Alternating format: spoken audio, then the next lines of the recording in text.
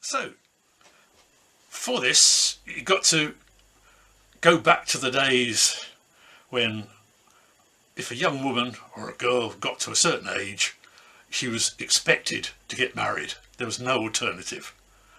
And it was always father who organised the wedding. She probably didn't have much of a say in it. Luckily things have moved on a bit since then. But this king had a daughter who got to that sort of age, and he wanted to organise her a wedding, but instead of just marrying her off to some rich old man who would look after her, give her everything worldly, all the money and properties and things, he wanted to marry her to a young man she was going to be really happy with. Didn't matter whether he was rich or not, but he had to be about her age and healthy, fit, good looking if possible, but that wasn't really important. And so he wondered how he was going to find a suitable husband for his daughter. And he got his head together with some of his advisors and things, and they hit upon the idea of having a competition. And they thought, if we have a sort of sporty competition, then the person who wins that will be fit and healthy and strong and will make a good husband for the princess. What kind of sport shall we have? Well, in their kingdom there was a place called the Long Lake, which was just that, a long lake. So they said, why don't we have a swimming competition at the Long Lake? Not across it, because anyone could swim across it, but right down the whole length of this long lake. And then the person who wins that race will obviously be fit and strong and healthy, make a suitable husband for the princess. And then someone raised the problem, well, what about if there's someone who's a really good swimmer but doesn't want to marry the princess? We do want them in the race because we want all the best people in the race. Think of all kinds of reasons why they might not want to marry the princess, but so they came across, let's have a choice of prizes then. The winner can marry the princess, or just on the off chance they don't want that, they could have half the kingdom. And if they don't want that, they could have as much gold as they could carry away in 2 carrier bags. And with the choice of prizes like that, I'm sure everybody will enter the competition, and I'm sure the winner will want to marry the princess anyway. But it'll make sure that everyone competes. And so the king sent out his heralds all round the kingdom and all round into the neighbouring kingdoms, and they announced that on the 1st of August at midday there would be a race at the Long Lake and the winner could marry the princess. If by chance they didn't want that, they could have half the kingdom, and if they didn't want that, they could have as much gold as they could carry away in 2 carrier bags. And they put up posters and they announced it and they blew trumpets and all kinds of things like that. If the internet had been invented, they would have put it on Facebook, but it wasn't. But, word got around and everyone was excited about this. Everyone was talking about it. It was the thing that everyone was talking about for weeks in advance. And so when the 1st of August came, everyone came plonking along to the shores of the Long Lake. There were all the people who were going to take part. There were their supporters who were there to cheer them on. There were people there just to make a bit of money. There were people with hot dog stalls and selling Coca-Cola. There were storytellers and there were fire eaters and jugglers, all the people out just to do a bit of busking. So a whole festival went on all morning.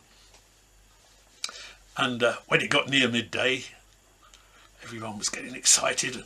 The heralds went up onto the platform, blew their trumpets. The royal party, the king went up there. Everyone was gathered round. And then the chief minister gave a little speech and announced what was going to happen. And he announced the rules. There weren't many rules really, just when the king says, this is going back to Anne's story just now about how do you start a race. When the king raises his handkerchief and says, on your marks, get set, go, and drops his hanky, everyone jumps in and swims. And then the winner can marry the princess. Or they can have half the kingdom. Or they can have as much gold as they could carry away in 2 carrier bags. It's up to you. And so everyone was ready. All the young men were getting ready. They were undoing their coats, taking their shoes off, getting ready to jump in and swim. And everyone was really watching and excited when the king said, "Oh, by the way, I recently stocked the lake with alligators, just to make it a bit more exciting." And no one had noticed this, but then they stopped and looked.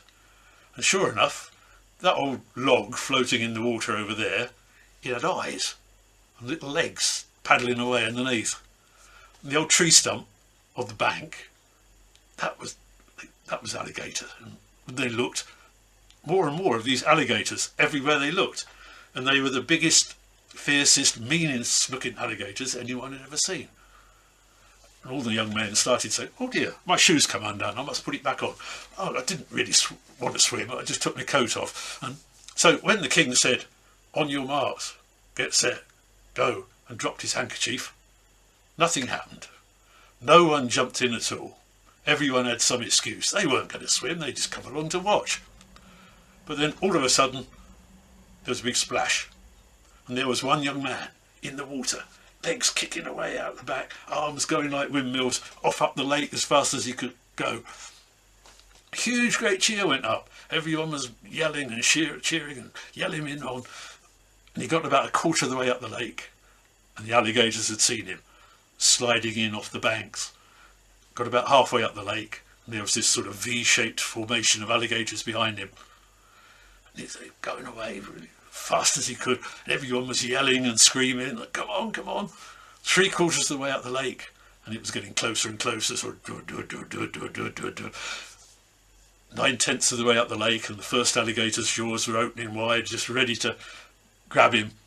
And he jumped out of the shore onto the far end of the lake, just as the alligator's jaws clamped shut, missed him by a hair's breadth.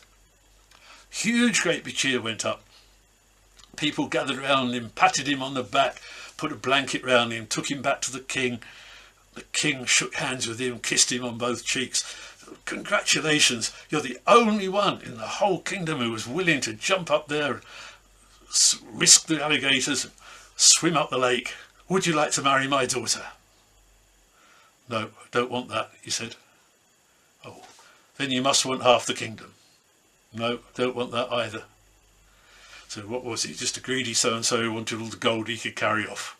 "No, I don't want that." Everyone was standing looking really puzzled. You jumped in there, you risked the alligators, you swam up the lake, you don't want to marry the princess, you don't want half the kingdom, and you don't want the gold. Well, why on earth did you jump in and swim then? What do you want? And the young man turned round and he looked at all this great crowd assembled of people there, and he said, "I want to know which of you was the rotten sod who pushed me in." End of story.